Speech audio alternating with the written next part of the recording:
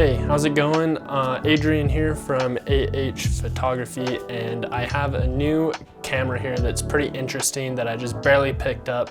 I found this, I was like on Amazon for something else, and I saw like an ad or recommendation or something for it and thought it was pretty cool. I have another friend that has shot, I think it was with the same brand, I don't know if it was the same camera, but he told me about some pinhole medium format camera and photography that he took, so I was kind of interested into it, and after looking a little bit into it and it wasn't too expensive, I decided to get it, and now it's here. So I'm just going to do a quick review or an overview of this camera, and then I'm going to go out and shoot with it.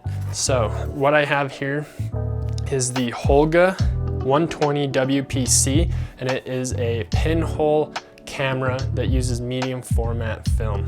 All right, so I'm just gonna show you how it works, and then we'll go out and shoot it. So pinhole cameras, actually the very first film photograph I have ever taken was with a pinhole camera that I made when I was in a photography class in 8th grade in junior high. So the very first experience I've ever had was with film, was actually with a pinhole camera that I made in the class. So this is the same exact concept, just plastic. I made mine out of like a cylinder. So this shoots 6:12 aspect ratio on medium format film. That's 6 centimeters by 12 centimeters. And then it has this other cover, so you can also shoot 6:9. So I'm gonna be shooting 6:12. It is a f135 aperture, and a pinhole camera doesn't have a lens. It's just a small opening, like a pinhole, a super small hole. So that's why it's f135. And the light goes through the aperture onto the film. It focuses at infinity. Yeah, let me show you how it works real quick. So we have this pinhole here. This little button is the shutter.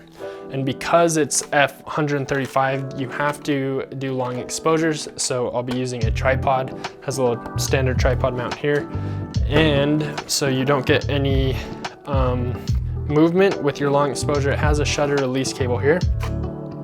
So you can open it, and this little opening exposes the hole to light, so light can pass through. I'll get up close so you can actually see the light coming through the pinhole. And then you just keep it open for however long you want your exposure to be, and then you close it, and that's your exposure. So there's no viewfinder. It has this little wheel here to wind your film, and then you have a little looking film back view here, and this shows you the numbers on the film. So after reading the instructions, when you wind your film, you wind it till you see a 1 here, and then you wind it to every odd number. So you start at 1, and then you go to 3, 5, and so on, and that will progress your film by winding it to each frame. So you open the back here, and this pops off. So that is the size the picture will be. It will fill up this square on medium format film. Or if you want to shoot 6:9, you can put this one in as well. So you put your film. I'm going to be using Portra 800. I want to use, I also am going to test this out with the black and white film, get some long exposures on black and white. I might just revert, we'll see. I'll go pick up some black and white film and maybe shoot black and white for this video, but I might use Portra or black and white, so we'll see once we get to that. But you put your film in here, you pull it across, and then you load it. Kind of semi-standard from other medium format film cameras. You slide it in here, you wind it up a bit, and then the film is back here, and make sure that it's caught up on that roll, and then you put this back on. Whoops. All right, so once you get the film across, you put this back on. There we go. And then you wind it until you see a 1 right here, and then you're ready to go. You have a little bubble here to level it. You just kind of point it at a scene. Again, no viewfinder, and then you use a shutter release cable and you put it on a tripod. There's even a little exposure guide here. It says, assuming your ISO is 100, fine weather, which after reading what that meant in the instructions, that just means a clear day. And then you have overcast and morning or dusk. So you have 7 to 9 seconds for sunlight at ISO 100, 10 to 12 seconds for overcast, 13 seconds. So once it's on your tripod, you open it up, light's hitting your film for the proper time to expose your film, and you let it go, and then you just wind it, and then that's one picture. So pretty simple, very straightforward. It's so simple that I made one myself in my photography class out of a big cylinder, cardboard cylinder box, and we loaded the film in a dark room, taped like film in there, exposed it, closed it, brought it back and developed it, and used black and white film. So it was pretty cool. I got this on Amazon for $70, so it's super affordable, fun to use, and I'm excited to just try it out. So yeah, that's pretty much it. Let me open the back here and then open the hole, and hold up the camera so you can see the light coming through. That is the pinhole. That is the aperture. 135, f135, no shutter. See this little button here? You push that open to expose it, and you let it go to release it. And so that's how it works. So there, right there, you can see that tiny aperture, that light coming through. That light, when light goes through an aperture, and it will hit the back of the film and create your image. So as a landscape film photographer, which is what I like to shoot primarily, I was very intrigued about getting a ultra wide panoramic aspect ratio of 6:9 with a simple, affordable camera, a pinhole camera. So I think it's pretty neat, pretty cool. Yeah, that's how it works. It's super simple, but you can still create some really cool images using even such a simple design. So I'm gonna go out to some spots and get some pictures, some long exposures using either Portrait 800 or black and white, or maybe I'll shoot both. I'll have a gallery at the end of this video with all the images. This camera has a 120 degrees angle of view. So 180 degrees is like half a circle, 120 is like that. So that's the angle of view. So it's super wide panoramic on 6:12 or 6:9. So I'm excited to shoot 6:12 on medium format with this pinhole camera.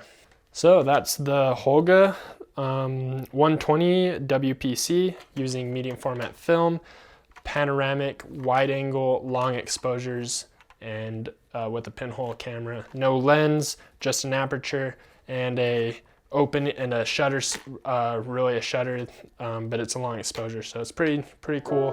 I'm excited to go use it. Yeah, so that's a little intro to this camera. And now that we've covered that, let's get out and start shooting.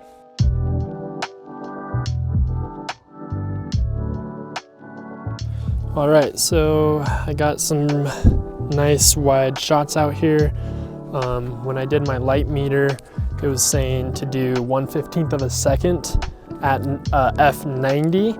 This is f135, so I can't control under a second because it's a completely manual. There's no like geared shutter speed on this thing, so I'm just gonna kind of wing it, and it's a pinhole, so we're good. This is all really an experiment for me, so let's just do a quick one. Won't focus. There we go. There's that 3 right there. So yeah, this is the first time I've used numbers on the back of film. So yeah, let's just take a few pictures, see what we get. And now let's go point it up at the mountain. Got this cool mountain right here.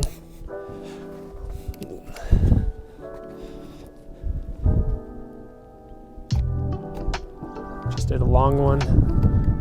Let's do one with this fence going over the valley here.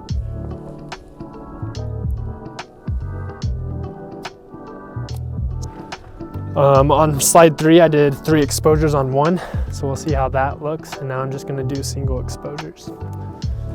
So we have one going here. Now I'm gonna move it to 7. Oh, just past 7, that's okay. Let's go this way.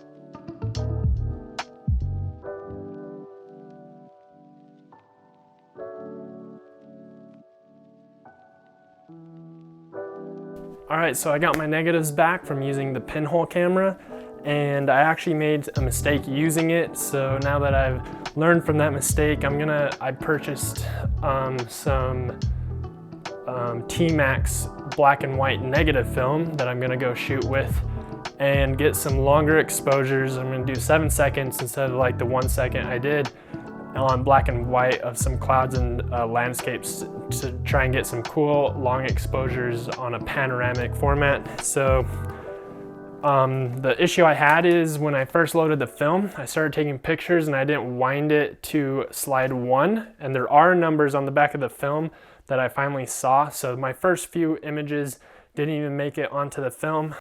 So I got 3 good panoramas out of the 6 that I could shoot, but I'm gonna go shoot more and with the camera, and then I'll put those at the end of this video so you can see those as well. So I'm gonna go ahead and scan these images and we'll see how they turn out. So I'm excited to try out black and white negative film and getting longer exposures, because I feel like black and white on a pinhole camera will create a really good look and get some good grain. And the black and white will, on a long exposure on a pinhole camera, just interests me. That's the kind of film and format I want to use or shoot using this kind of camera. So I'm gonna go ahead and shoot some of that. So stay tuned. I'll have some more shots out in the field using the camera on the black and white T-Max, and then I'll have a gallery at the end with all the images. Okay, so I wasn't super happy with the first roll that I got back from this pinhole camera. So I got another roll. This time I got T-Max 100 black and white negative film. Medium format again, of course, because this is medium format film camera. So I'm just gonna load it up, and now that I've learned from my mistakes, or the issue I had last time in my first roll, I just need to wind it to get it to frame 1 until I see that 1, and then yeah, and then should be able to go. So I'm gonna use the same 6:12 aspect ratio, and then start on frame 1 and then wind it to frame 3, and every negative number, or every odd number is a new frame. So you go from 1 to 3 to 5 until you've got all 6 shots done. And because I'm using ISO 100, I'm gonna hold the exposure open for 7 seconds. 7 to 8 seconds, depending on the light out here. Yeah, so we got it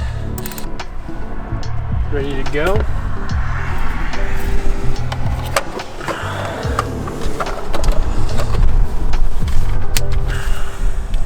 So yeah, the mistake I made before is I didn't wind it till I saw the 1 here. So this time I'm going to.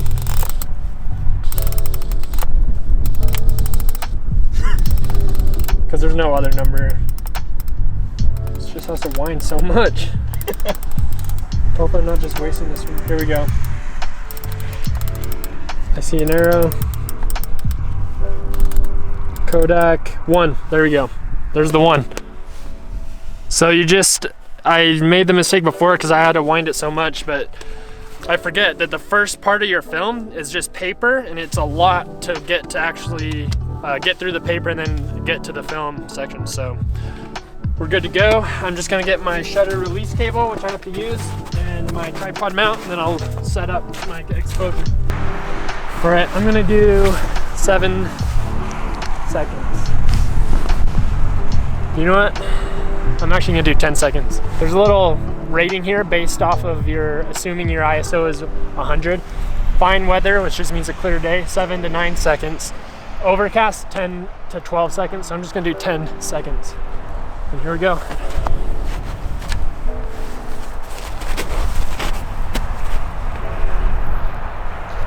Seven, 8, 9, 10.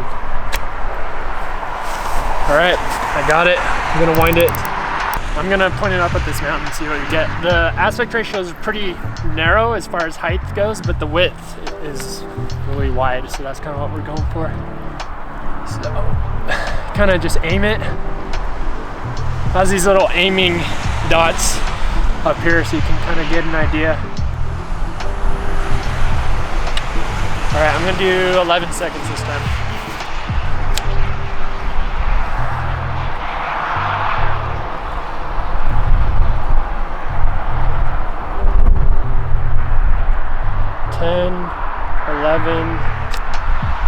All right, we're good.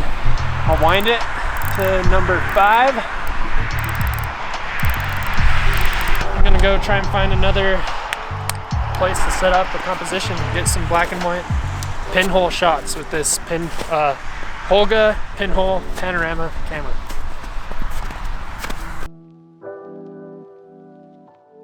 So I'm gonna try and get the top of that mountain, and at 10 seconds with the clouds moving fast, I should get like a nice silky cloud movement and a really cool like snow-covered mountain top with this black and white film and this pinhole camera. I just don't want to get this pole in the way, so I'm gonna jump over here.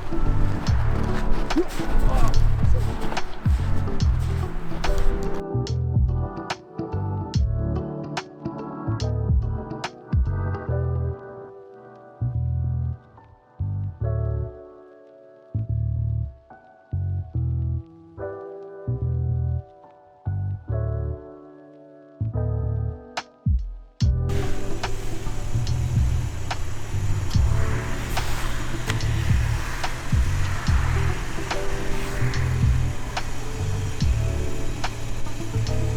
8, 9, 10, 11, 12.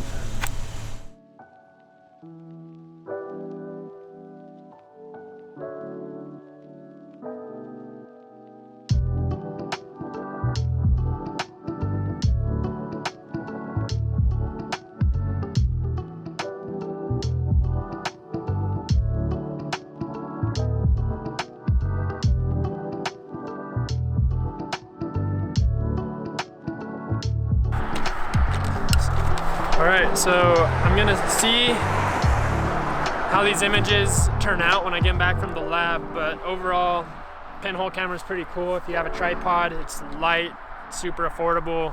You can get some really cool, really film-esque images. Because it's a pinhole camera, it will be a little bit fuzzy and have some grain, have some effects, and it'll look very vintage, like really vintage, super old, like 1920 old. So that is kind of cool. And when you shoot black and white, get long exposures, I think it just has, that's a good film stock that I chose for this type of camera. Because you get grain, you get the black and white, long exposure, silky, you know, movement. Yeah, it's cool. I'd highly recommend just picking this up if you just want a fun panoramic camera to get some long exposures on. It's super affordable, easy to use, and the 6:12 aspect ratio on medium format film is pretty cool. So I'll have a link below. You can check these out. They sell them on Amazon. So thanks for watching. Give this video a thumbs up if you like it, and I'll see you in the next video.